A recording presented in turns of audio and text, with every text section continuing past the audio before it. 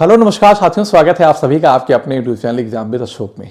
आशा करते हैं कि आप लोग स्वस्थ होंगे और अपनी तैयारी भी बढ़िया से कर रहे होंगे। जैसा कि हमारी यूपी कांस्टेबल के लिए जो सीरीज चल रही है उसमें आज का जो सेट नंबर है वो 17 है। वैसे भी ये पता चल रहा है कि आपका जो एग्ज़ाम होने वाला है यूपी कांस्टेबल का बेटा, वो मई तक एग्ज़ाम आपका हो जाएगा, क्योंकि उसी बीच में दरोगा की वैकेंसी पेपर हो जाएगा और होमगार्ड का भी पेपर हो जाएगा।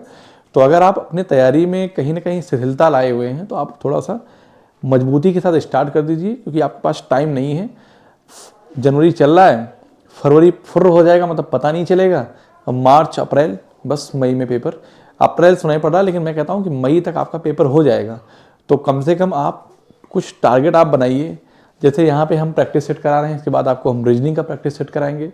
तो आप लगातार अगर आप 20 प्रैक्टिस सेट आराम से अगर आप देख लेते हैं, जो सवाल आता है जो नहीं आता, मैं गारंटी के साथ कहता हूँ कि आपके मैथ और जो अगली हमारी रीजनिंग की होगी वहाँ से सारे आपके बन जाएंगे क्वेश्चन। ठीक है, तो शुरू करते हैं। आज का मेरा पहला क्वेश्चन वो क्या कह रहा है कि एक विद्युत पंप किसी टंकी को 2 घंटे में भर सकता है। चूंकि टंकी में कहीं पर रिसाव हो रहा था, इसलिए टंकी 2.5 घंटे में भरी। उस हिसाब से टंकी कितने घंटे में पूरी तरह से खाली हो गई। एक ध्यान दो कि एक समय था कि मान लीजिए एक टंकी है। क्या है बेटा? ये टंकी है और इस टंकी में एक टैब लगा है, ये वाला, ठीक है ना। ये पानी क्या कर रहा है, ये भर रहा है, लेकिन यहीं पे एक और टैब है जिसकी वजह से पानी क्या कर रहा है, बाहर गिर रहा है। इसका मतलब पहले ये अकेले काम कर रहा था, फिर थोड़ी देर बाद क्या हुआ कि इससे बहने लगा। पहले अगर ये टैब ना होता तो 2 घंटे में ये भर देता है। इसका मैं नाम दे दूँ बी।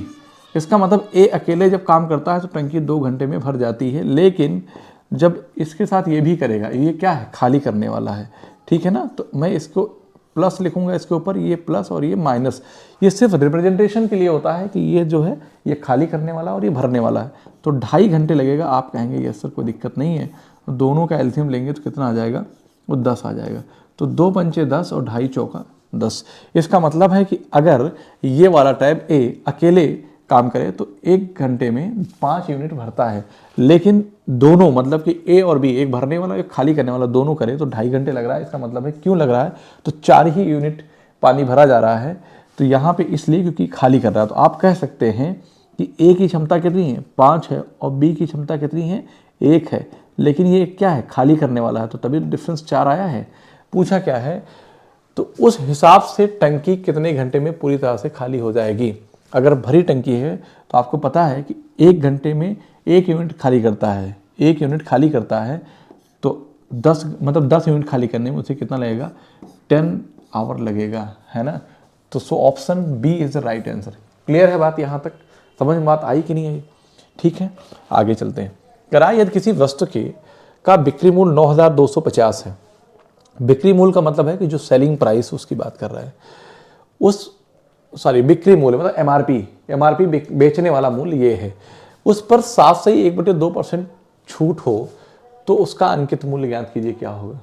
ठीक है, आप अब चूंकि ये परसेंट ना, ये कैसे है, मिक्स फ्रैक्शन में है, तो मैं 7 दूनी 14 1 15/2% कह दूं, कोई दिक्कत किसी को? आप कहेंगे नहीं सर, इसको मैं ये जो परसेंट में है ना, इसको फ्रैक्शन में लाऊंगा तो ये 15/2 और ये क्या हो जाएगा, ये 100 हो जाएगा।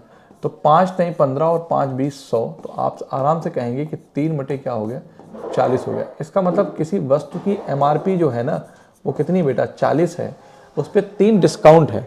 तो यहाँ से आप आराम से कह सकते हैं कि वस्तु की जो एमआरपी है ना, एमआरपी और जो सेलिंग प्राइस क्या है, एमआरपी 40 है, तो डिस्काउंट कितने का है बेटा, 3 है। इसका मतलब वस्तु 37 रुपये में बेची जा रही है।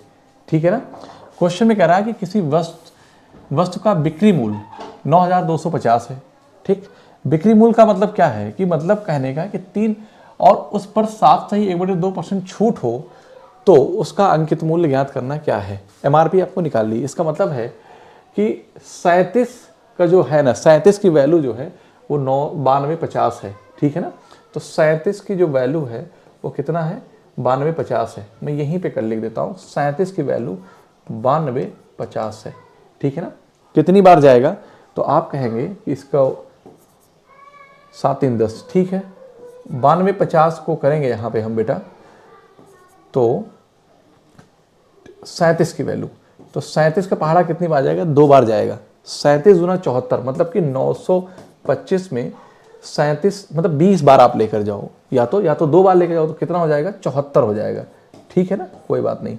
तो आप 2 बार लेकर गए और यहाँ 12 में से 4 गया 8 और यहाँ पे 8 में से 7 गया 1 18 185। तो आपको पता है कितनी बार जाएगा, 5 बार जाएगा और 0 लगा दिया, मतलब कि 37 पचते हम कितना होता है, 925 होता है ना।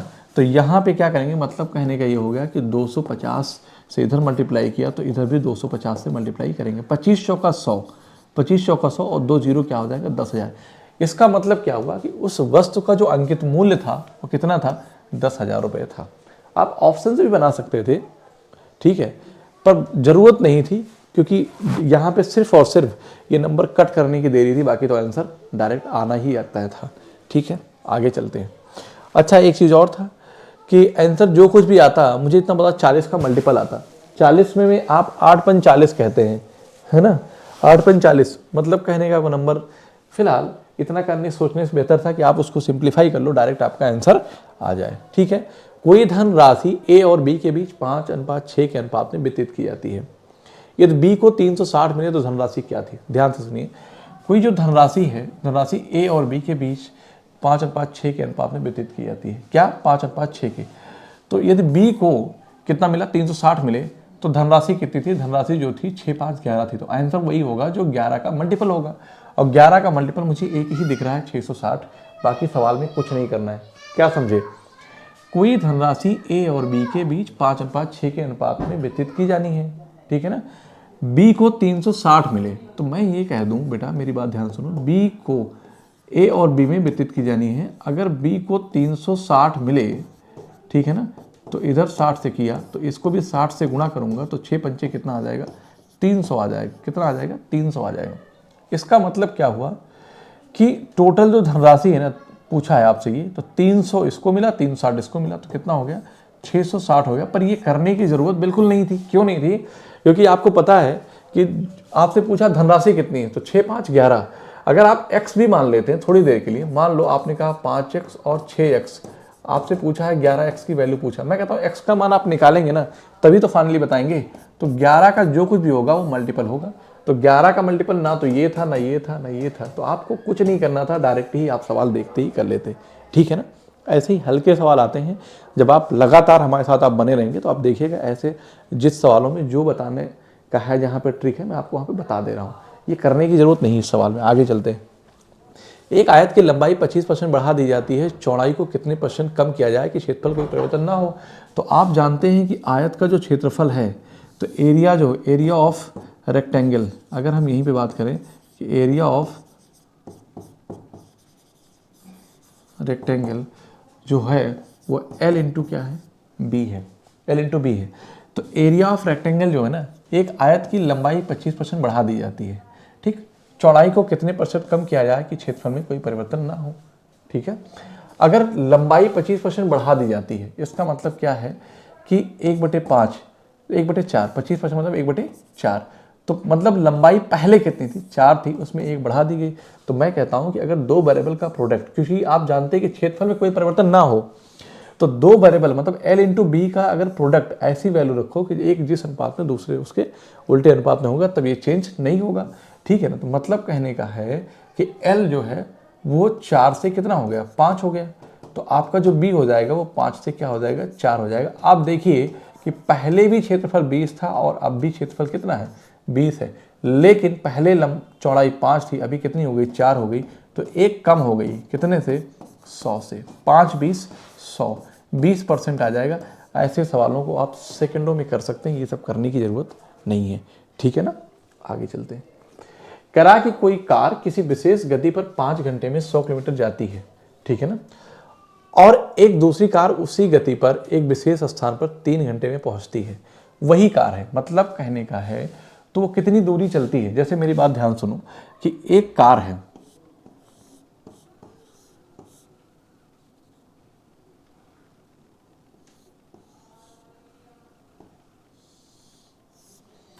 एक क्या है बेटा, ये एक कार है, ठीक है ना। अब ये जो कार है ना, 100 किलोमीटर 5 घंटे में जाती है, इसकी स्पीड जो है वो 20 किलोमीटर पर आवर है।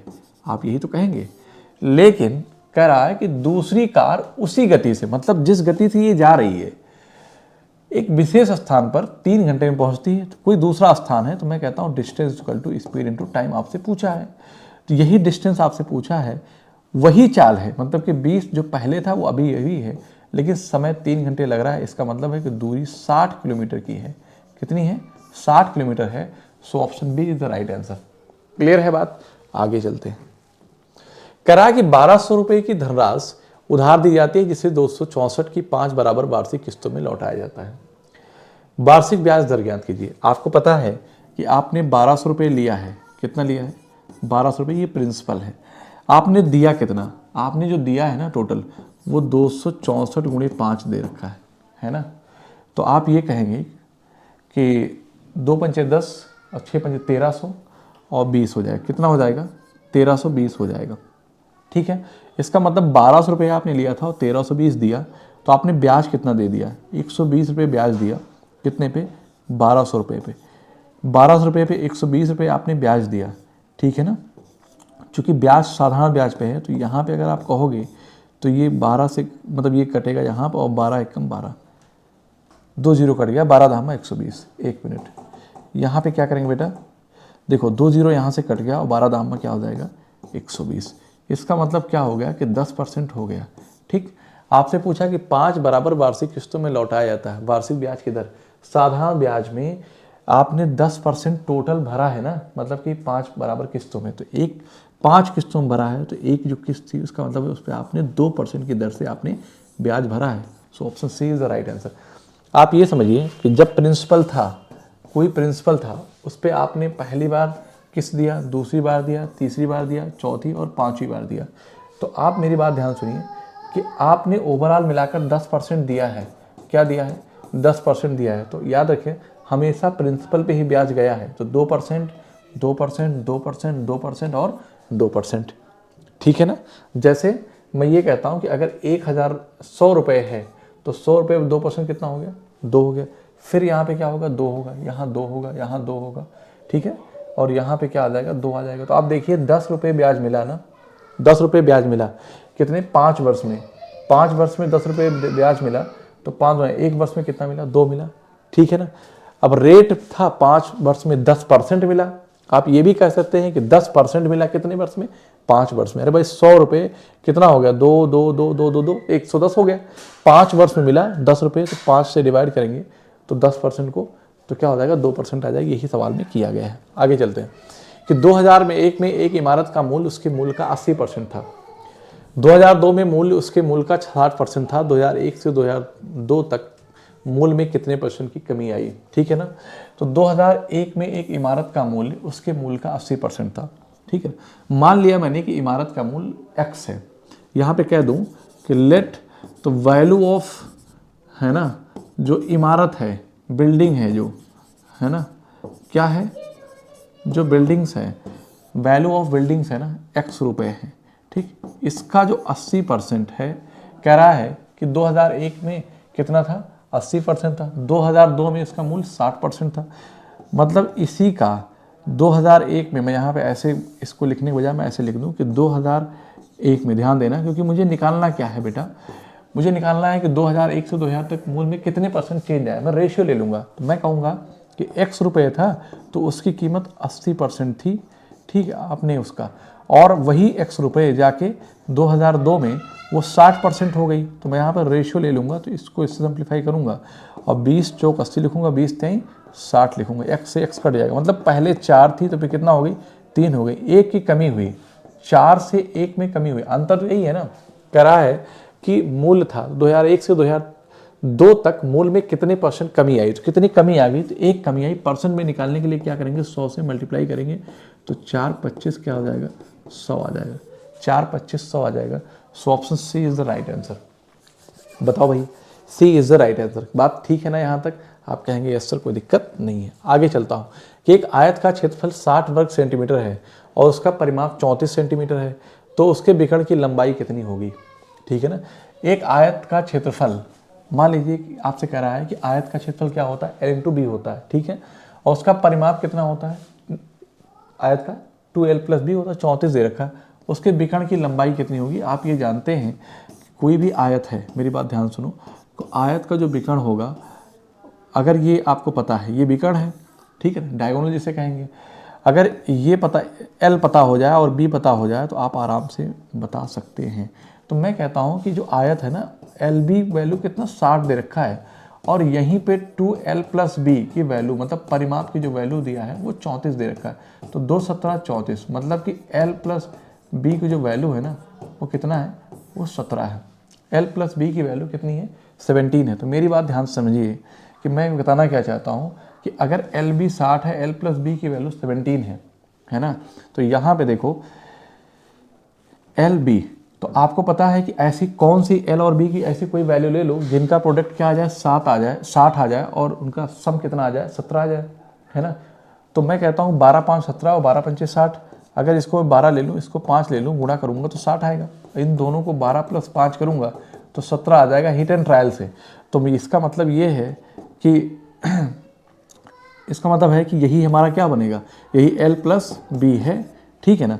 तो मैं आराम से ये कहूँगा कि ये 5 है और ट्रिपलेट से पता चल जाता है कि ये 12 है, तो ये कितना होगा, ये 17 हो जाएगा, ठीक है ना। तो हमसे पूछा है कि विकर्ण की लंबाई कितनी होगी, तो आपका हो जाएगा 17। क्लियर है बात, आगे चलते हैं। एक कपड़ा व्यापारी ने अपनी कीमतों में 25% छूट की घोषणा की। वो कहता है कि तदनुसार कोई 40 रुपये की छूट लेनी है, ठीक है, तो 32 रुपये प्रति मीटर वाले कपड़ा खरीदना होगा कितना। तो पहले ये पता करो कि 1 मीटर कपड़े पे उसे कितना छूट मिल रही है, ठीक है ना। तो मैं कहता हूँ कि अगर 32 रुपये का कोई कपड़ा है, ठीक है ना, 32 रुपये मीटर वाला, उस पर 25% की छूट मिल रही है, इसका मतलब है कि वह 75% पे वस्तु बेची जा रही है। ये तो है? आप चाहते तो 25% भी निकाल दो यहाँ से, चलो ठीक है। आपके मन में आया तो छूट चेक करना चाहो डायरेक्ट कितना है, तो आप कहोगी 25% मतलब 1/4, तो 4 8 32, मतलब 32 रुपये मीटर वाला जब कपड़ा खरीदेंगे तो 1 मीटर पे आपको 8 रुपये की छूट मिलेगी। तो मतलब कहने का है कि 1 मीटर पे आपको 8 रुपये की छूट मिल गई। तो आप कितना चाहते हैं, आप 40 रुपये की छूट चाहते हैं तो कितना कपड़ा लेना पड़ेगा, 5 से इधर गुणा करेंगे तो बेटा कितना हो जाएगा, 5 मीटर, ठीक है ना। तो 5 8 40 हो जाएगा। बताओ कोई दिक्कत। तो इसका मतलब है कि आपको 32 रुपये मीटर वाला कपड़ा कितना लेना पड़ेगा 40 रुपये की छूट प्राप्त करने के लिए। यदि छूट 25% है तो अगर 5 मीटर आप खरीदेंगे तो आपको 40 रुपये की छूट प्राप्त हो जाएगी। आगे चलते हैं। 960 के लाभ को ए और बी में 1:3 और 1:5 के अनुपात में बांटा गया। उनके लाभों का अंतर क्या होगा। 960 रुपये था, मेरी बात ध्यान से सुनो, ठीक है ना। ए और बी में 1:3 और 1:5 के अनुपात में बांटा गया। तो आपको पता है कि ए और बी है, आप कभी भी रेशियो फ्रैक्शन में नहीं होता, कभी भी रेशियो भिन्न में नहीं होता। इसका मतलब ये क्या है, 1/3 है और ये क्या है, 1/5 है, ठीक है। 3 और 5 का एलसीएम कितना हो जाएगा, 15 हो जाएगा। तो आप कहेंगे सर अगर मैं 15 से मल्टीप्लाई कर दूं तो मुझे इतना पता है कि कितना आ जाएगा। तो आप कहेंगे सर 3 5 15 हो जाएगा और 5 3 15 हो जाएगा। इसका मतलब ये है कि वो जो 960 रुपये है 5:3 के अनुपात में बांटा जाएगा। तो उनके लाभों का अंतर क्या है, तो लाभों का अंतर 2 है। तो मैं कहूँगा आंसर 2 का मल्टीपल होगा। लेकिन 5 3 8 की वैल्यू कितना है, 8 की वैल्यू 960 है, 8 की वैल्यू 960 है। तो आपसे 2 की वैल्यू पूछा, चूंकि अंतर कितना है, 2 है। तो 12 8 96 मतलब 120 और 12 तो नहीं क्या होता है, 240, 240 मतलब उनका जो अंतर है ना, जो पैसा बांटा गया है वो कितना आ जाएगा, 240 आ जाएगा। So option D is the right answer. आप ऐसा नहीं कि ए का निकालो बी का निकालो फिर अंतर निकालो, नहीं, अंतर कितने का, मतलब 5 3 8 यूनिट की वैल्यू 960 है, 8 यूनिट की वैल्यू 960 है। आपसे 2 यूनिट की वैल्यू पूछा है, तो 12 8 96 120 हो गया, तो 2 से मल्टीप्लाई करूंगा 240 आ जाएगा। यही हमारा क्या होगा बेटा, यही हमारा आंसर आएगा। बताओ यहाँ तक किसी बच्चे को कोई प्रॉब्लम है क्या। अगर क्लास अच्छी लगे तो प्लीज़ अपने दोस्तों में भी इसको शेयर करें, जिससे मुझे थोड़ा सा एनर्जी मिलेगी और बेहतर हम आपके लिए कर पाएंगे। आपकी कोई राय है, सलाह है, फिर भी आप कमेंट में करके बता सकते हैं, ठीक है। चलिए कि 19 सदस्यों के एक ग्रुप का औसत मासिक वेतन रुपये 16,000 है। तो यदि उस ग्रुप में 20,000 मासिक वेतन वाला एक अन्य सदस्य भी शामिल हो जाए तो उस ग्रुप का औसत मासिक वेतन क्या हो जाएगा। तो ओरल सवाल है। देखो, जब भी मान लो औसत क्या कहता है कि सब में समान, औसत का मतलब ही होता है कि 19 सदस्यों का औसत अगर मासिक वेतन 16,000 है, इसका मतलब है कि हो सकता है किसी का ज़्यादा हो, लेकिन इस जब कह दिया औसत तो इसका मतलब है सबका 16 16 16 16 आ रहा है, ठीक है ना। एक नया व्यक्ति आ गया, अगर वो 16,000 का ही वाला आया होता, एक नया जो व्यक्ति होता, अगर उसका वेतन 16,000 होता तो उसके औसत में कोई फर्क नहीं पड़ता। अगर 16 से कम होता तो औसत में कमी आ जाती। जो नया व्यक्ति आया है वह 16,000 से कितना अधिक है, तो आप कहेंगे सर 4,000 अधिक है। लेकिन ये जो 4,000 अधिक है ना, इसका यह 20 लोगों में बंट जाएगा, 20 लोगों में बटेगा, ठीक है ना, तो 200 हो जाएगा। इसका मतलब है कि जो नया औसत होगा बेटा वो कितना आ जाएगा, तो आप कहेंगे कि 16,200 आ जाएगा। कितना? 16,200 आ जाएगा। बताओ कोई दिक्कत यहाँ तक? So option B is the right answer. Clear है? 16,200 हो जाएगा, ठीक है ना। आगे चलते हैं। करा कि एक टीवी 5% लाभ पर बेचा गया, यदि इसे 10% लाभ पर बेचा जाता तो 1,000 का अधिक लाभ प्राप्त होता। मतलब कोई वस्तु है पी है ना, उसको 5% के लाभ पर बेचा आपने, तो कितना मिला? जो कुछ मिला लाभ। लेकिन अगर उसी को 10% लाभ पर बेचा जाता, 10% लाभ पर बेचा जाता है ना, मतलब 5% और अधिक पर बेचा जाता, यही तो हो गया, 5% और अधिक पर बेचा जाता तो 1,000 का अधिक लाभ प्राप्त होता। 1,000 और अधिक का मतलब सवाल ऐसा कह सकते हो, यदि उसे 10% लाभ पर बेचा जाता, तो ऐसा कह दो कि यदि उसे 5 बेचा गया तो 5% और अधिक पे बेचा जाता तो 1,000 का और अधिक लाभ प्राप्त होता। इसका मतलब ये है कि जो 5% की वैल्यू है ना, वही आपकी 1,000 है। आपसे पूछा सर क्रय किसी भी वस्तु का क्रय मूल्य 100% होता है, तो 100 से यहाँ पे क्या करेंगे? मल्टीप्लाई करेंगे, तो 5 20 100 हो जाएगा, और फाइनल जो आंसर हमारा आएगा वो कितना हो जाएगा? वो 20,000 आ जाएगा। फाइनल आंसर जो आएगा वो 20,000 आएगा, ठीक है ना। फाइनल आंसर जो आएगा वो मेरा कितना आ जाएगा? 20,000 आएगा। बताओ भाई कोई दिक्कत किसी बच्चे को?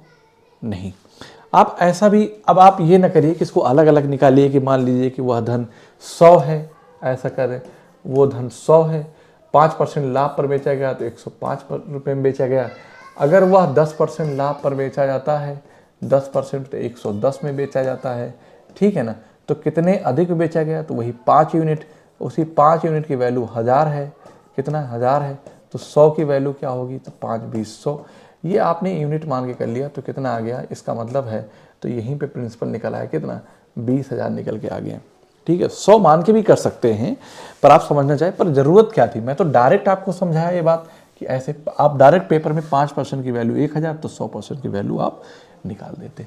किसी वस्तु के मूल्य में 10% की कमी की गई, उसे पुराने मूल्य पर लाने के लिए नए मूल्य में कितना % वृद्धि करनी होगी? तो सीधी सी बात है, 10% कमी की गई तो जो कीमत थी ना, किसी वस्तु की जो कीमत थी वो कितनी थी? तो 10% का मतलब है कि पहले 10 थी, अभी कितना होगी? 9 हो गई। पुराने पे लाने के लिए मतलब है कि आप 9 पे लाने के लिए, मतलब करा कि इस पुराने मूल्य पर लाने के लिए, मतलब 9 है तो 10 लाने के लिए आपको 1 बढ़ाना पड़ेगा। कितना बढ़ाना पड़ेगा? 1। 9 से 1 बढ़ाएंगे तो परसेंट में लाने के लिए क्या हो जाएगा? 100 से मल्टीप्लाई करेंगे तो 11 से ही 1/9% आ जाएगा। So option D is the right answer. वैसे भी 1/9 का आपका जो 1/9 का जो परसेंट वैल्यू होती है वो कितनी होती है? 11 से ही 1/9% होती है। 11 9 99 100, ठीक है। आगे चलते हैं। नीचे दिया गया वृत्त एक परिवार द्वारा एक माह में विभिन्न मदों में किए गए खर्च एवं उसकी बचत को दर्शाता है, ठीक है ना। ये कह रहा है कि कोई परिवार है, फैमिली है। नीचे दिया गया वृत्त एक परिवार द्वारा एक माह में विभिन्न मदों में किए गए खर्च एवं उसकी बचत को दर्शाता है। तो विविध पर, बचत पर, शिक्षा पर, भोजन पर, किराए पर, कपड़े पर और परिवहन पर। इस वृत्त का अध्ययन करिए, निम्नलिखित प्रश्नों का उत्तर दीजिए, ठीक है। ये क्या कह रहा है कि यदि परिवार की कुल आय 60,000 है तो भोजन एवं शिक्षा पर व्यय में अंतर बताओ क्या होगा। परिवार पर कुल आय 100% है, मतलब 100% की वैल्यू 60,000 है, ठीक है ना। भोजन एवं शिक्षा पर तो देखो भोजन कितना है? भोजन 20 है और शिक्षा 15 है, तो 20 15 क्या हो जाएगा? 35। मतलब आपसे ये पता है कि 100% की वैल्यू कितना है?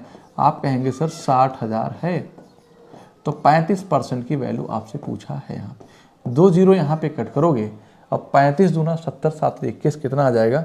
तो पूछा है कि भोजन एवं शिक्षा पर व्यय में अंतर है। अच्छा, भोजन एवं शिक्षा व्यय में अंतर पूछा है बेटा, क्या पूछा है? अंतर। तो अंतर कितने का है? 5 का है। तो इसका मतलब हो जाएगा कि यहीं पे 5% की वैल्यू आपसे पूछा है। तो 6 पंचे कितना हो जाएगा? 23। और आप कहेंगे कि 2 जीरो और लगा देंगे तो कितना आ जाएगा? 3000 आ जाएगा। ठीक है ना, 3000 आ जाएगा। क्लियर है बात? समझ में आएगी नहीं? जैसे क्या है कि 60,000 टोटल उसकी इनकम है, ये 60,000 जो है ना वो 100% की वैल्यू है।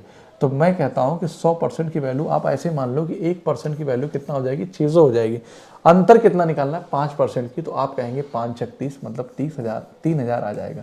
ठीक है ना, 5 छक 30, 2 जीरो और लगा दिया, 3000 आ गया। मतलब आपको लिखने की भी जरूरत नहीं है। आगे चलते हैं। परिवार द्वारा प्रतिमाह किया गया कुल खर्च कितना है? ठीक है ना, परिवार द्वारा प्रतिमाह किया गया कुल खर्च कितना है? इसका मतलब परिवार में कुल खर्च कितना है? तो आप शिक्षा पर खर्च करते हैं, भोजन पर, किराए पर, कपड़े पर, परिवहन पर, विविध पर, बचाते इतना है। इसका मतलब है कि 100% में से आप 18% बचा रहे हैं। कहने का मतलब ये है कि 82% आप क्या कर रहे हैं? खर्च कर दे रहे हैं। कह रहा है कि कुल खर्च कितना है? अगर 100% की वैल्यू 60,000 है, क्वेश्चन में दिया है, ठीक है ना, तो आपसे 82% की वैल्यू यहाँ पे पूछा गया। 2 जीरो यहाँ पे कट करेंगे और 2 जीरो लास्ट में आएगा और 6 दूनी 12 के 2, 6 अट्ठे 48, जो कितना हो जाएगा? 6 अट्ठे 48, 1 मिनट, 82 8 90 10। ठीक है, तो 6 दूनी 12 के 2 और 6 अट्ठे 48, हाँ, और एक क्या हो जाएगा? 49 हो जाएगा।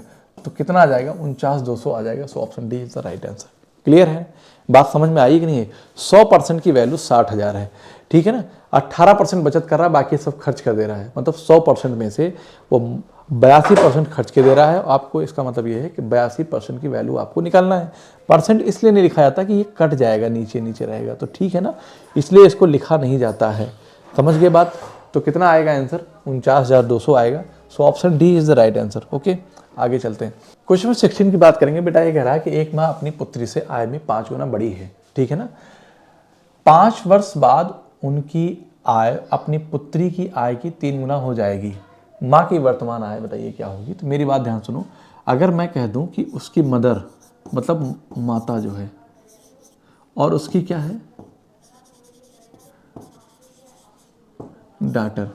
ठीक है, अब मेरी बात, एक माँ अपनी पुत्री से आय में 5 गुना बड़ी है। अगर पुत्री की आय 1 है, मतलब आप x कह दो ऐसा, तो इसकी जो आय है ना वो कितनी है?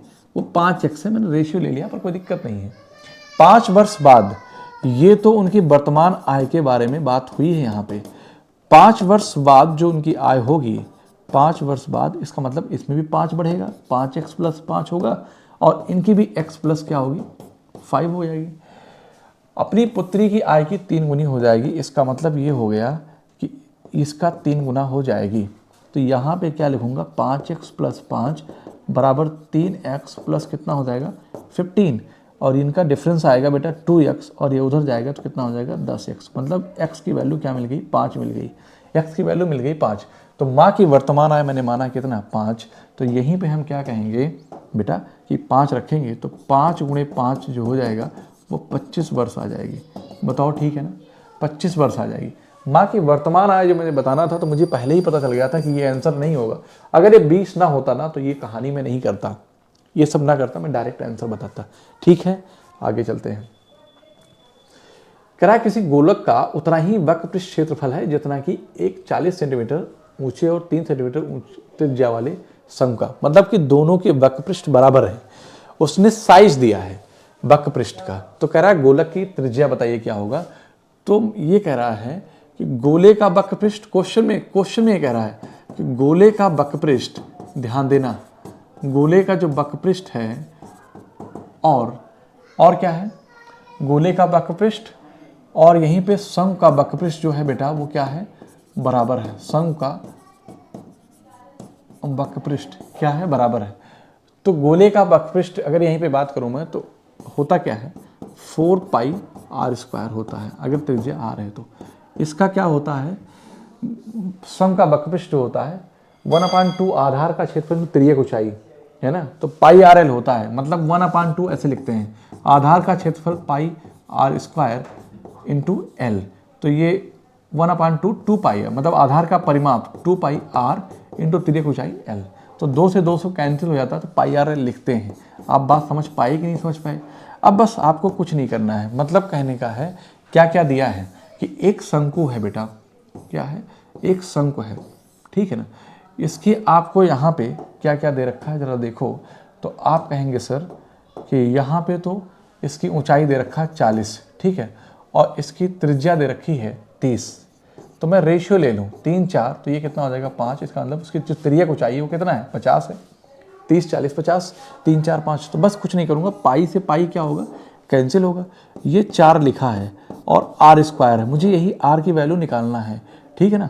और आर की वैल्यू यहाँ पे कितना आई है, ये वैल्यू यहाँ पे आर 30 है, और एल की जो वैल्यू है वो कितना है, वो 50 है, ठीक है ना। एल की वैल्यू कितना है, 50 है। तो मुझे कुछ नहीं करना है, बस ये मैं कहूँगा कि 4 से कट करूँगा तो ये दोनों कट होगा, ये हो जाएगा 15 और ये हो जाएगा 25। आप कहेंगे यस सर। मतलब कहने का कि जो आर की वैल्यू होगी, जो आर की वैल्यू होगी, जो आर की वैल्यू होगी वो बेटा कितनी आ जाएगी, तो आप कहेंगे कि अंडर रूट का 15 गुणे 25, और इसको क्या लिखेंगे कि 5 रूट 15।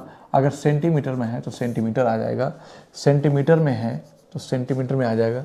क्या ऑप्शन है क्या, yes, option C is the right answer. मतलब कुछ भी नहीं किया गया।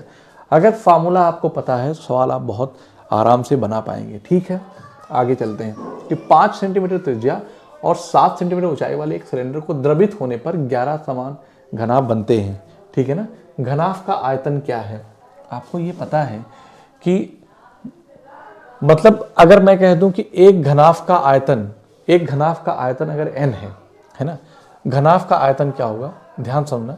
अगर मैं कह दूं यहीं पे कि लेट कर लूं कि घनाभ का जो आयतन है ना, मेरी बात समझना, घनाभ का जो आयतन है, अगर मैं कह दूं कि कुछ भी कह दूं मैं, x है, थोड़ी देर के लिए घनाभ का आयतन x है, तो याद रखना कि एक 5 सेंटीमीटर त्रिज्या और 7 सेंटीमीटर ऊंचाई वाले एक सिलेंडर को द्रवित, मतलब उसका आयतन 11 एक समान, जिसका आयतन x है उसके बराबर होगा। इसका मतलब ये हो गया कि मैं कहूँगा कि बेलन का आयतन, लिख देता हूँ मैं इस बात को, कि बेलन का जो आयतन है बराबर x इंटू x, मतलब क्या, x घनाभ, जो घनाभ है उनका आयतन, तो एक घनाभ का आयतन x है, तो ऐसे ही 11 घनाभ बने हुए हैं, तो एक घनाभ का आयतन हमसे पूछा गया, यही मुझे रखना है। तो बेलन का जो आयतन होता है वो कितना होता है, पाई आर स्क्वायर एच होता है।